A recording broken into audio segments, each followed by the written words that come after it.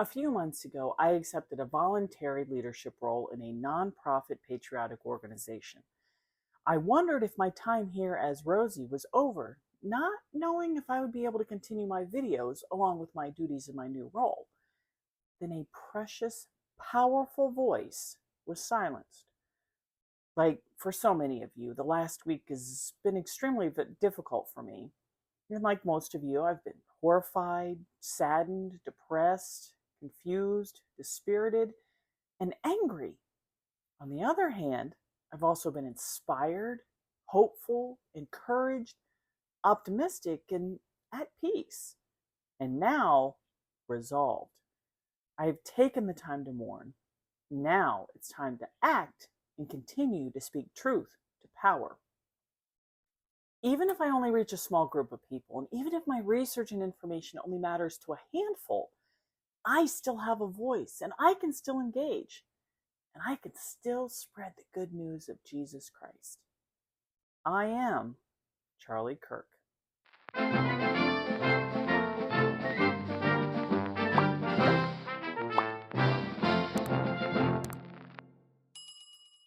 One thing that has become painfully obvious to the masses is we are in a spiritual battle right now, in a war for our souls and for America's soul.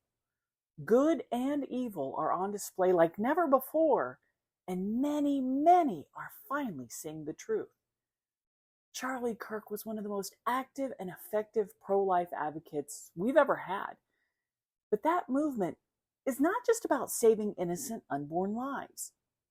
Dehumanizing a baby in the womb has allowed mothers and others to convince themselves murdering it because it is inconvenient, a nuisance, or a burden is morally acceptable. We warned if we continued down that road, people would soon dehumanize anyone who aggravates them to the point that their death, even at the hand of someone else, is okay, doesn't bother them. They will celebrate it. Charlie's murder has shown that prediction has come true. Todd Starnes described it this way. Democrats have dehumanized conservatives. It started with Obama calling us bitter Americans who cling to our guns and our religion. It was Hillary Clinton calling us an irredeemable basket of deplorables. It was Joe Biden calling us the dregs of society. It was Maxine Waters telling them to absolutely harass us in restaurants and grocery stores. They called us Nazis and Hitler. They called us homophobes and bigots and racists and xenophobes. I hold all them responsible. They all have blood on their hands today. The media is insisting all the hate and rhetoric is coming from the extreme right, MAGA, and of course, Trump. But here's some evidence that might just prove otherwise. Of course, Trump is a Nazi time again. Let's deal with Hitler, okay? I don't think it's hyperbolic to say that. I mean, that is Mussolini, Hitler-like language. Trump's affinity for Hitler was always covered under an umbrella of his stupidity. Echoing Hitler's words.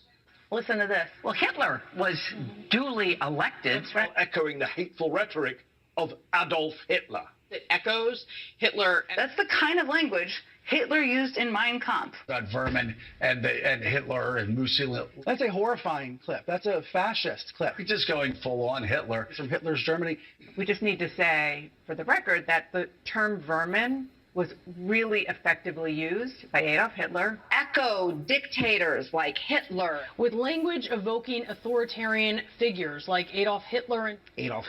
Donald Trump parroted the autocratic language of Adolf Hitler. Talk about the brilliance of Hitler's generals. Correct. I ask you tonight, do you think Donald Trump is a fascist? Yes, I do. This is what kicking the shit out of fascism looks like. Try to prevent the spread of the lawlessness and the fascist chaos that's been unleashed against us. So when we say Donald Trump is a fascist, fascism, a huge component of fascism, is uniting racism, bigotry, a form of racist nationalism. We are now living in a fascist dictatorship. We are worried about potential rise of fascism in this country. We're worried about our democracy falling to an authoritarian and potentially fascist form of government. Not only to roll over to Donald Trump's will, but to roll over our democracy and allow him to take over this country as a fascist dictator. When fascism isn't just coming, it's already here. The former chairman of the Joint Chiefs of Staff, Mark Milley, said, "No one has ever been more dangerous to this country than Donald Trump, and he is a fascist to his core." You can't spend 9 years calling Trump Hitler 2.0, all his supporters Nazis and domestic terrorists, telling people to punch and hit and fight them, and not expect someone to take you seriously. You gotta be ready to throw a punch. You have to be ready to throw a punch. Donald Trump, I think you need to go back and punch him in the face. That I thought he should have punched him in the face. I feel like punching him. I think I'd like to take him behind the gym if I were in high school. If we were in high school, I'd take him behind the gym and beat the hell out of him. No, I wish we were in high school. I could take him behind the gym. I will go and take Trump out tonight. Take him out now. When was the last time an actor assassinated a president? They're still going to have to go out and put a bullet in Donald Trump. Show me where it says that protests are supposed to be polite and peaceful. And you push back on them. And you tell them they're not welcome anymore, anywhere. I have thought an awful lot about blowing up the White House.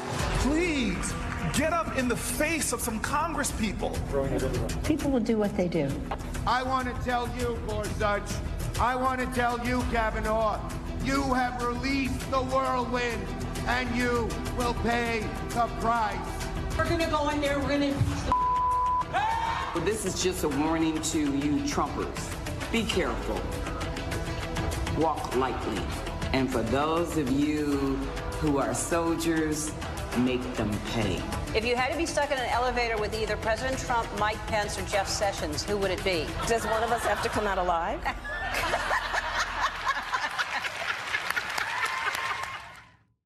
You also can't spend 9 years doing all that and saying it is Trump's rhetoric causing the problem. I am tired of hearing people say, like Barack Obama did, like Hillary Clinton did, oh, we condemn this violence. Guess what? You can't call the President of the United States for 10 years Adolf Hitler. And you can't say that he's a fascist dictator. And you can't say that anyone who voted for Trump or advocated for him, like you, me, Riley, and Charlie Kirk, are Nazis. And then when someone tries to kill us, you can't suddenly say, oh, we condemn this violence. You caused it. Look at me right now. You caused this. When you tell people that someone is Hitler, you are telling crazy people, go kill them. And I am sick of pretending that that is anything other than what they're doing. That guy in West Palm Beach, what did he say? He was killing Trump because he believed Trump was Hitler. This is what they do, all right? This left-wing violence, it's out of control. And Charlie Kirk bore the brunt of that left-wing violence. And guess what? But for the twist of his head at the last minute, Donald Trump's head would have been blown off on live television. And that is intentional. They are lighting fires and then claiming, oh, what do you know? There's a fire there. They're doing it on purpose. MSNBC, Sean, you watch this. They were live on the air saying, one of their guys said, they put out a PR statement. He said, well, Charlie Kirk was riddled basically with hate. And when you put hate out into the world, this kind of thing happens. Oh, tough break. You get shot and killed even though you're completely innocent and all you're doing is making arguments for the betterment of the country. Tough break for your young daughter. Tough break for your son, for your lovely wife that will never get the opportunity to see you grow old with them. I am so angry. And I understand everybody out there says, well, we have to tamp down the anger. I'm not willing to do that right now because I get angrier the more I think about this, Sean. They put the wheels of motion for this in order. They did it, Sean. We can argue they are just ignorant, but they can't be that stupid. They know exactly what they are doing. They want the violence. And I can say that with all confidence as they proved it on that fateful day in Butler, Pennsylvania. Before we even knew that Trump was truly okay, Democrats and the media were already back to calling him a fascist, a Nazi, and Hitler. They were repeatedly warned by people on the right that if they continued, someone would eventually be successful in taking a life. They didn't stop because it is their playbook. They were intentional. They were calculated and they were committed. And Charlie knew it, calling out the Democrats' assassination culture. They can't even stop even after Charlie's attempt was successful. In fact, they're getting bolder. They are indicating to other radicals this is okay. They're giving them permission to go after more people because they're justifying the violence. Democrats couldn't even muster the decency to have a moment of silence and prayer for Charlie the day after his death. Someone many of the Republicans in that chamber knew personally. Screaming and booing, they responded like children. Where is the humanity? Where's the decency? These are the same people who were salivating over the rumor that Trump had died over Labor Day weekend and wished for it to come true. Or led a cheer during the Labor Day event of F Trump. This is the former VP nominee and current Democrat leader in the Senate. The calls for unity and reserved rhetoric from these particular people and others like them are falling on deaf ears. I don't believe them. Their actions speak louder than their words. Case in point, we are constantly told it's the Republicans who are being violent. Really? Here's a post from Red Eagle Politics with a list of left-wing violence. Media and Democrats are quick to argue that both sides are affected. As victims, yes, but the instigators are almost inevitably radical left-wing activists. Riots, targeting and ambushes of officers, Teslas vandalized, murders, and massacres. We have a problem, and it's not conservatives, and it is not MAGA. Despite the evidence, the media always immediately blames Trump supporters. While Charlie was still fighting for his life, one commentator conjectured, before knowing anything about the incident, that the suspect might be a supporter discharging his weapon in celebration. That is completely irresponsible.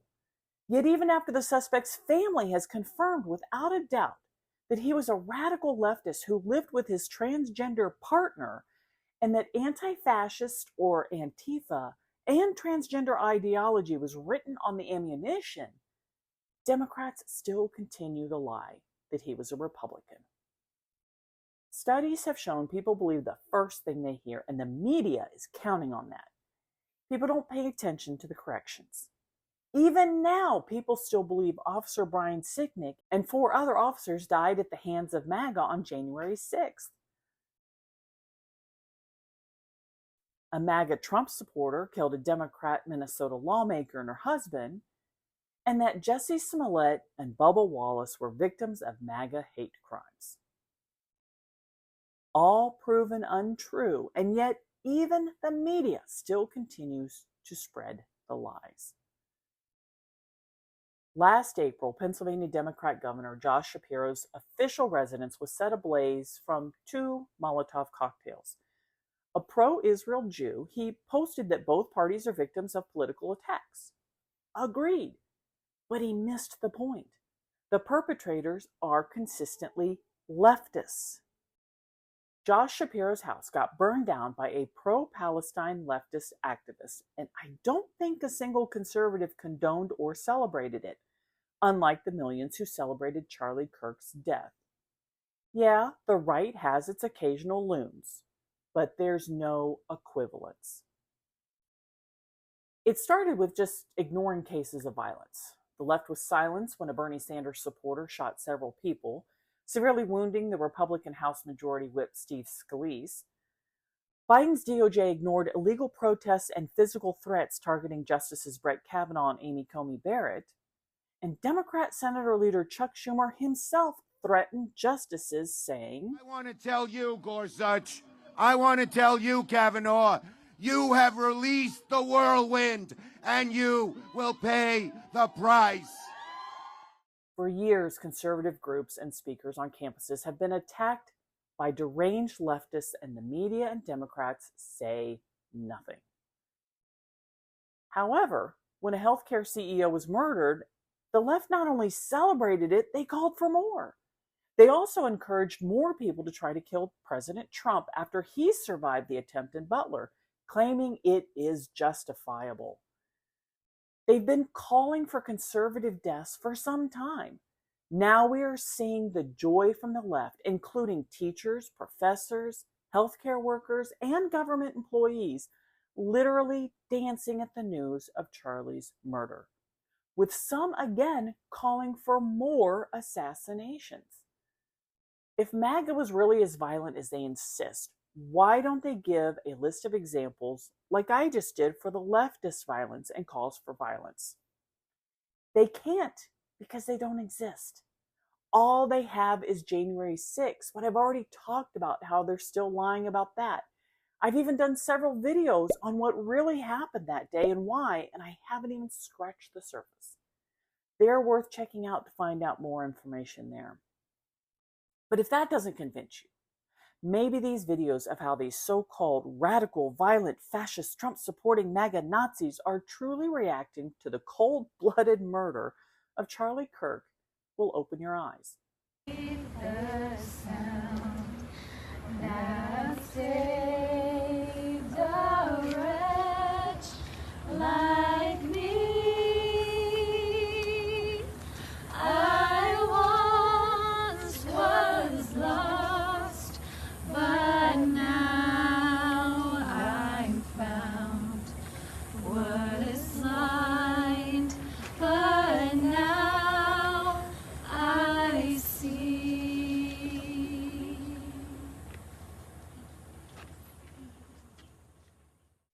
No massive fires, no looting, no fighting. Just prayers, hymns, and praise. And it's not just America. Patriots across the globe are doing the same thing. So let me ask you, is it possible the media may be lying about who the violent people really are? Is it possible the dangerous rhetoric is not coming from the right? But it's not just celebrating Charlie's death. Too many leftist influencers, elitists, educators, and politicians are calling for more deaths of all conservatives, including Erica Kirk and her children, as well as Trump. There is no filter anymore. Good and evil is on full display for the world to see, and it's time to decide, which side do you want to be on? Despite not one store being looted or one business being set on fire, the media is already out there warning conservatives are ready to start a civil war.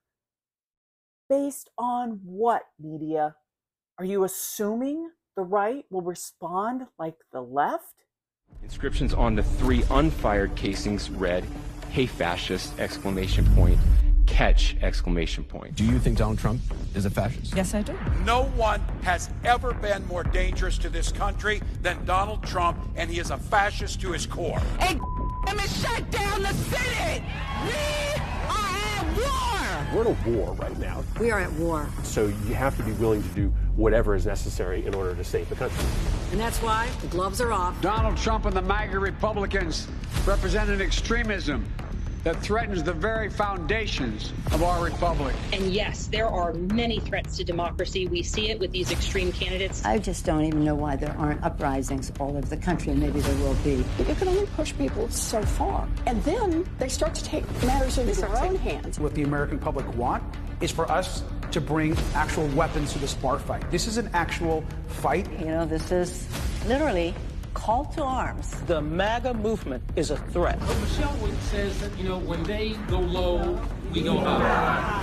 No. With all due respect, if they go low, we don't go high. When they go low, we kick them. We take them to the mud and choke them out. And make sure that they stay down. And you know what? Kick them when they're down, because they deserve it. Get up in the face of some Congress people. We are going to be in your face. We are going to be on your... We have to fight this in the streets. We're going to fight it in the streets. It's time to step out of your comfort zone and step out into the streets. To our Republican colleagues, if you do not see the light, we will bring the fire. Resist! You and your little friend off of Twitter. Y'all about to find out. And if you see anybody from that cabinet in a restaurant, in a department store, at a gasoline station, you get out and you create a crowd. And you push back on them. And you tell them they're not welcome anymore, anywhere. He's not going to have a third term. He may not finish this term. Yes, the last few days you woke up thinking there might be news. Just saying. Just saying. There will be news sometime, just so you know. There will be news. But this is a war. This isn't a battle. And we absolutely will win this war. It is a war. It is indeed a war. And I have to say, they have won some battles, Jasmine, but we have to keep our eye on the war, and everybody needs to pick up a weapon and get involved, because this is for the safety and lasting of the country. Just ask yourself, if it would have been AOC, Ilhan Omar, or Jasmine Crockett, how would our cities look right now? Who's really wanting war here? So if they're lying about all of that, what else are they lying about? Like maybe Charlie Kirk really wasn't a white supremacist, misogynist, racist, bigoted, homophobic, xenophobic, transphobic, right-wing, radical, fascist Nazi? Even after his death, headlines and news reports continue to portray him as right-wing, extreme, divisive, and more, while cherry-picking quotes and mischaracterizing his viewpoints. Charlie spoke the truth. Biblical, historical, and scientific truth. And he invited anyone and everyone to come speak to him and ask him questions. He treated them with dignity, even those who came with unverifiable and outright inaccurate accusations. They hated him because he exposed them through simple civil debate and questions, that many of the most hostile ones could not justify their aggression and hate for him. They claimed he really didn't want to debate while he was at that very moment having a discussion with them. They called him and his supporters racist, even the black ones who came up to the mic and declared otherwise. Those that truly wanted to have a conversation with him, he treated with respect, politeness, and often complimented them. He encouraged them to research more information and thanked them for a great conversation, even if they walked away still in disagreement. But don't take my word for it.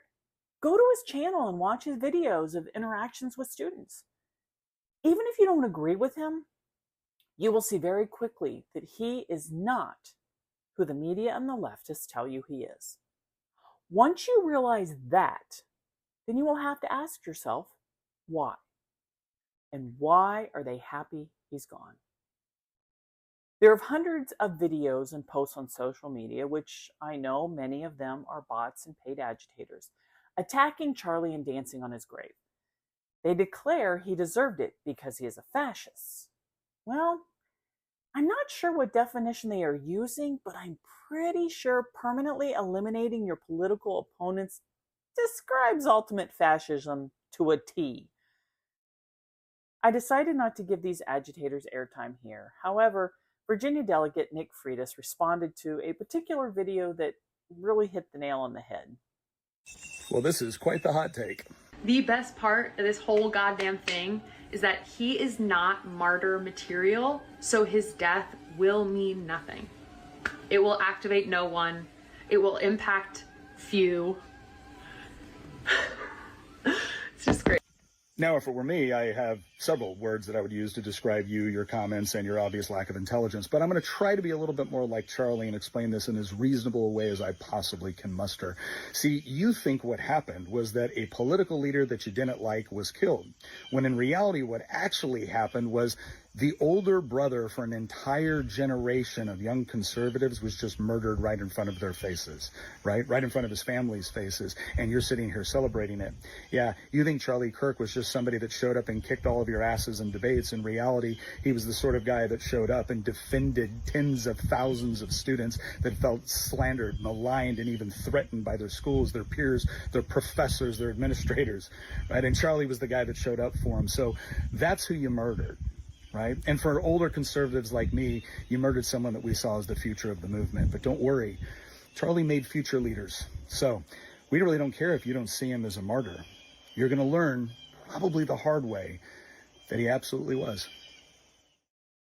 And to all of you who are melting down because people are getting fired for celebrating Charlie Kirk's execution, claiming it violates their freedom of speech, let me be clear. People are not losing their jobs for expressing their opinions. They're being fired because they celebrated someone losing his life for expressing his. There is no room in a civil society for people like that. A few hours before the outside event in Utah, Charlie Kirk stated this. My favorite verses, though, is Romans 8:28, which just says that God works all things for good for those who love him. It's a very freeing and liberating verse for those of us that are Christians, because we believe that when things can be really bad, God is working it for his good, his perfect and pleasing will, which is a very, very hard teaching when you come across business closures or staff layoffs. But it's very liberating that God is working all things towards an ultimate good. So I love that, and it kind of is very freeing that I don't have to be in charge of everything. And there is a God, and I'm not him, and I surrender to his will. I appreciate that. Moments before he went to his eternal home with Jesus Christ, Charlie professed the gospel to the huge crowd one last time. So that's all pretty amazing evidence, not just intra-biblical evidence, but extra-biblical evidence that Jesus Christ was a real person. He lived a perfect life. He was crucified, died, and rose on the third day, and he is Lord and God over all. Charlie was unashamed in his faith in God, in family, and in country. We must continue his legacy. The choice between good and evil could not be more clear. You can either follow the people who celebrate the death of the innocent, or you can choose to discover the good and merciful God that Charlie confessed every day. To end this video, I would like to play a beautiful tribute put together by Turning Point USA in honor of their founder and leader. Listen to the end how Charlie would like to be remembered. This is a good and godly man. May we all learn from his example. God bless Charlie's family. God bless you all. And God bless America. I'm Rosie the Riveter, and that's my 2 cents.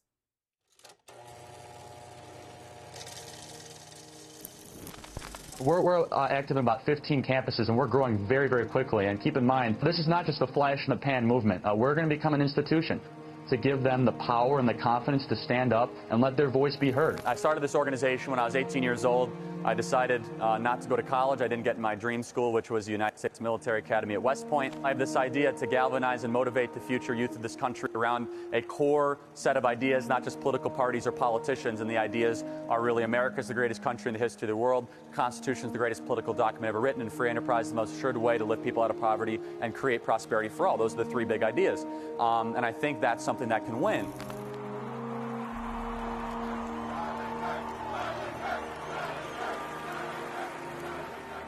We as Christians are called to go into the public arena to correct error with truth. So I go to college campuses and there's a lot of error. We're all sinners. We are all live in error. I'm far more interested in what God wants of me than what I want from God. I have to say this without getting emotional, but I'm very proud of my husband. And I know many of you are too. You have worked so hard. And I know a lot of you have seen, obviously, his videos on TikTok and all the stuff he does on campus, but no one gets to see him from my angle except for myself and our children.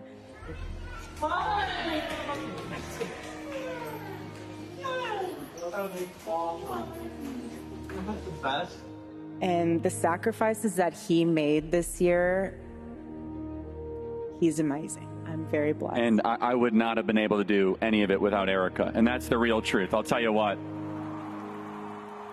You are here as a grassroots response to the top-down revolution happening in this country. I want our Turning Point USA students to receive a round of applause. These are the freedom fighters of America. The media said that Turning Point could never run a ground game. They weren't experienced. They didn't know Charlie, right? This is the greatest generational realignment since Woodstock. This generation is the most conservative generation that we have seen in well over 50 years, and the numbers show it. What young people especially are screaming at is they say, give me a structure that I can live my life by. And especially with young men, more challenging of them, more saying, you know what, honestly, I'm not gonna talk down to you. Stop being a boy and become a man. You want to learn what that means? Come to church and I'll tell you what it means to become a man. Because we have the greatest story ever told. What can I do to save the country? You answer that question every single day because you are doing the work to save this beautiful republic. You are doing something that is bigger than you. If everything completely goes away, how do you want to be remembered? I want to be remembered for courage for my faith. That would be the most important thing. Most important thing is my faith in my life.